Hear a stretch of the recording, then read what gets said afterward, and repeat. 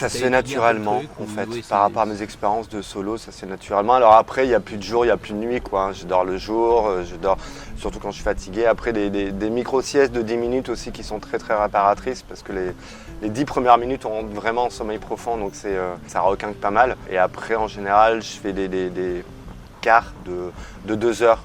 Ou au large, après, bon, près des côtes, c'est plutôt une demi-heure, mais au large, ouais, je me fais des quarts de 2 heures, je check. Mais il y a quelque chose qui ne va pas, on dort que d'un œil. Il n'y a jamais de sommeil profond comme on va faire à terre, quoi. Oui. Mais il y a vraiment toujours l'oreille qui est toujours à l'affût de chaque son, quoi. Différent, ou des sons qu'on ne connaît pas et là, il y a un truc. J'aimerais bien arriver une quinzaine de jours avant. Là, je compte sortir le bateau, réunir toutes les finances jusqu'à fin juin et début juillet, je compte sortir le bateau, faire les travaux, rajouter le dessal, changer les petits passecoques, des choses qu'il y a à faire sur le bateau. Et puis, j'aimerais bien être là 15 jours avant pour me mettre dans cette bulle. Alors, j'avais déjà changé il y a 1 an et demi avant de partir aux Antilles sur un projet environnemental. J'avais changé tout l'électronique, donc là je suis en mode moderne. Oui.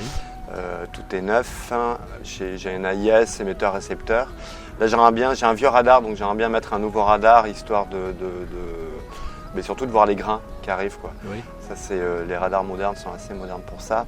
J'aimerais bien m'acheter une hydrogénératrice. Oui. Bah oui. Et j'ai un bon parc batterie, donc ce qui consomme le plus après, bon, c'est le frigo, mais le frigo au bout de 3 semaines, il sera bisous salut.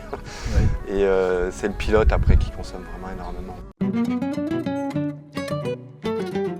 C'est ça qui est aussi intéressant dans la longue route, quoi. C'est ça que j'aime, c'est que c'est un peu dans l'esprit de redémocratiser la voile, de dire on n'est pas obligé de faire de faire l'Everest des mers. Et avec des budgets astronomiques, quoi. Et puis l'aventure humaine, c'est pas 50 jours ou 70 jours en mer, quoi. C'est 6 à 7 mois, donc c'est différent. C'est autre chose, mais ça veut dire que les gens qui naviguent un peu peuvent le faire aussi, quoi. Oui. Parce que c'est vrai que c'est le Graal, hein. Tour du monde, si on s'arrête sans escale, c'est vraiment le Graal, quoi.